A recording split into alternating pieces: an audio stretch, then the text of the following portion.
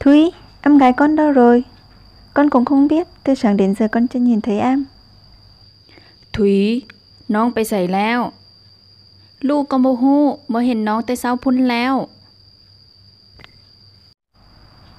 Chắc nó lại trốn đi chơi rồi, nhà thì bao nhiêu việc, con mau đi tìm em về đi. Vâng, thưa mẹ. ลักไปลิ้นละติ เฮือนก็หลายเวียก ลูกฟ้าวไปตามหาน้องมาดู โดยแม่ Nga, Nga ơi, em đây rồi, sao chị gọi mà không lên tiếng thế? งา งาเอ้ย น้องอยู่นี่หว่า เป็นหยังเอ้ยเอิ้นจังบ่ตอบ Chị tìm em có việc gì thế? Mau về thôi, mẹ đang tìm em đấy. เอ้ยเอิ้นน้องมีเวียกหยัง ฟ้าวกับเถาะ แม่ซอกน้องอยู่ Nhưng em vẫn còn muốn chơi mà, về làm gì chứ? Chắc mẹ lại gọi em làm việc à? Em không thích đâu.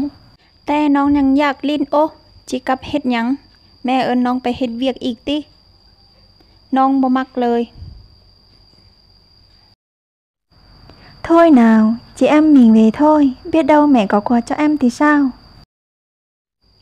พอแล้ว เฮาทั้งสองกลับเฮือนซะ บางเทื่อแม่อาจมีของขวัญให้น้องก็เป็นไปได้ Mẹ có việc muốn nhờ các con đi. แม่มีเวียกหาจุลูกไป Thúy mang đống sợi mẹ mới dệt xong, đem giao cho bà Liêm ở cuối làng. Còn Nga ra cây giếng rách cho mẹ 2 xô nước. ทุย เอาฝ้ายที่แม่หาก็เฮ็ดแล้วไปให้ป้าเลี้ยมอยู่ท้ายบ้าน ส่วนงาไปที่บ่อน้ำสร้างตักน้ำ2 คู่มาให้แม่ Vâng ạ. Cây gì? Đi xách nước à? Con không chịu đâu. Nước nặng thế làm sao mà con xách được? Sẽ hỏng hết bàn tay con cho xem. โดยหยังก็หิ้วน้ำวะนักขนาดนั้นลูกจะหิ้วได้แนวใด เดี๋ยวมือลูกกระโพงหมด Trước giờ mẹ luôn chiều con vì nghĩ con còn nhỏ.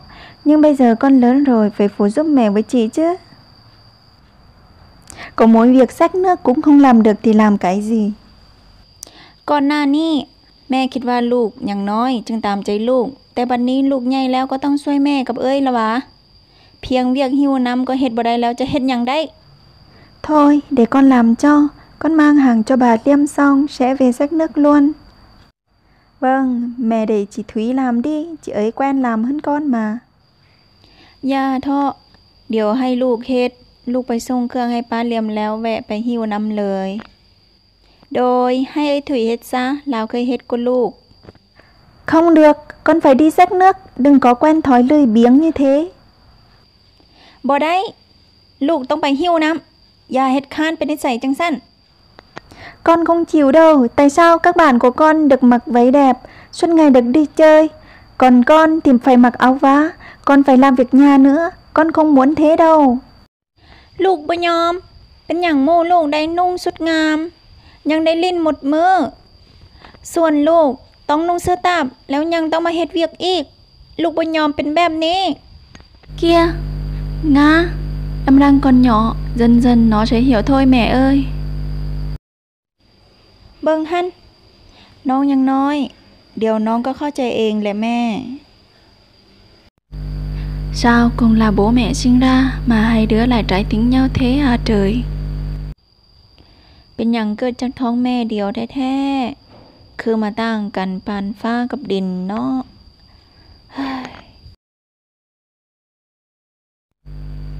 Tiếng mèo.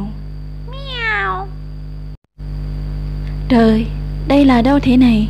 Đẹp, đẹp quá đi mất. ฮะ นี่แม่นอยู่ไสงาม งามเหลือเกิน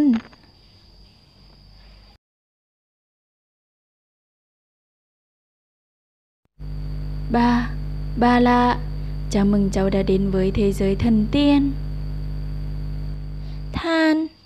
ท่านแมน ขอต้อนรับหลานสู่ดินแดนสวรรค์ Bà chính là chủ của căn nhà này. Bà chính là Tiến à? Cháu chào bà. Bà ơi, cháu đi xách nước cho mẹ thì bị làm vào đây. Bà có thể giúp cháu trở về nhà được không ạ?ฮะท่านก็คือนางฟ้าหวาสบายดีท่านหลานไปหิ้วน้ำให้แม่แล้วตกลงมาที่นี้ท่านสามารถช่วยหลานกลับบ้านได้บ่ Đã vào đến đây thì không thể ra về ngay được cô bé ạ. Dạ, sao? Không về được. Vậy từ giờ cháu sẽ bơ vơ à? ถ้าได้เข้ามาที่นี่แล้วบ่สามารถจะกลับทันทีได้ดอกสาวน้อย เป็นหยังจึงกลับบ่ได้ถ้านานเต้นนี้ไปหลานจะโดดเดี่ยวหวา Ta thấy con có vẻ hiền lành thì ở lại đây giúp ta một thời gian. Ta đang cần một người giúp việc nhà. Vâng, con cảm ơn bà ạ. เฮาเห็นลูกน่าจะใจดีฉะนั้นอยู่ที่นี่ช่วยเวียกเฮาก่อนเฮากำลังต้องการคนช่วยเวียกเฮือนพอดี โดยขอบใจหลายๆ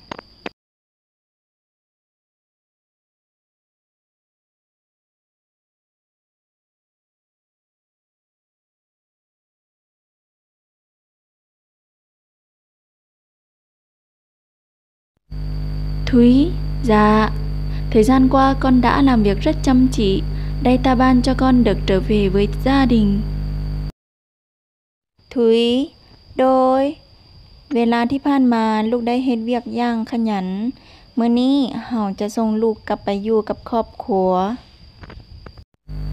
Thật thế sao ạ? Con cảm ơn bà. แม่นแนวนั้นแท้หวะขอบใจป้า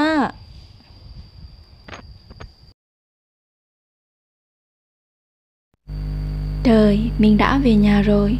Mẹ ơi, Nga ơi, con đã về rồi. ฮะ กลับมาฮอดเฮือนแล้ว แม่ งา ลูกกลับมาแล้ว Trời, Thúy con đấy hả? Thời gian qua con đi đâu vậy? Câu chuyện dài lắm. Từ từ con sẽ kể cho mẹ và em nghe.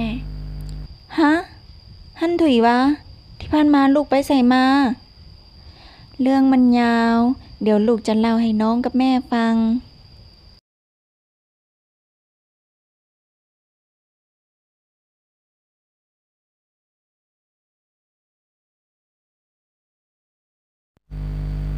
Thật vậy sao? Hóa ra dưới giếng lại kỳ diệu như thế. Con sẽ ra giếng bốc nước cho mẹ ngay. เป็นแนวนั้นแท้หวะใครจะคิดว่าอยู่ใต้น้ำสร้างจะมีสิ่งที่มหัศจรรย์ปานนั้น ลูกจะไปขนน้ำให้แม่เดี๋ยวนี้เลย Mình sẽ nhảy xuống. Mình cũng sẽ được như chị. เฮาจะโดดลงไป เฮาก็จะได้คือเอื้อย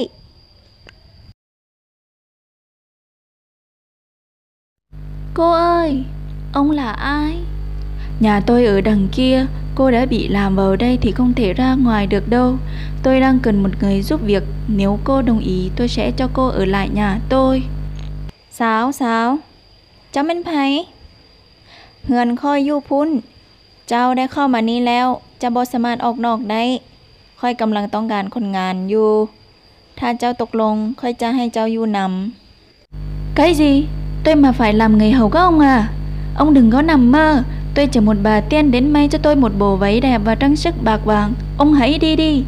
แม่นหยัง ค่อยต้องมาเป็นทาสเจ้าฮะ ฝันไปเถาะ ค่อยกำลังท่านางฟ้ามาเสกสุดเสื้อผ้าที่งดงาม และเครื่องประดับเงินคำให้ค่อย จงไปให้พ้น Ha ha ha ha. Tiếng cười. Trời, bà lạ. Lười biếng như cô mà cũng muốn mặc váy đẹp và đeo trang sức à?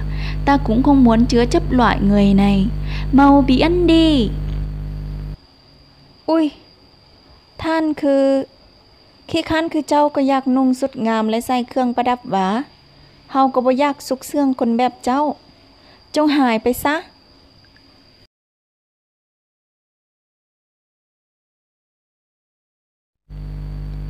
Mẹ ơi, cứu con với. Chị ơi. แม่ช่วยลูกแด้เอ้ย Trời, Nga phải không? Con sai rồi. Con hứa từ này sẽ không lười biếng nữa. Bà Tiên hãy tha cho con đi. ลูกผิดไปแล้ว ลูกสัญญาต่อไปจะบ่คันอีก นางฟ้าอภัยให้ลูกแด้ Con sợ rồi. Lúc gianแล้ว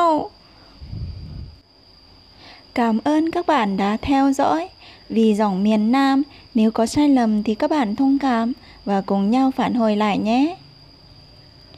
ขอบใจทุกคนที่ติดตามย้อนเป็นเสียงภาคใต้ ถ้าผิดพลาดประการใด ก็ขออภัยให้แด่เซินติสมได้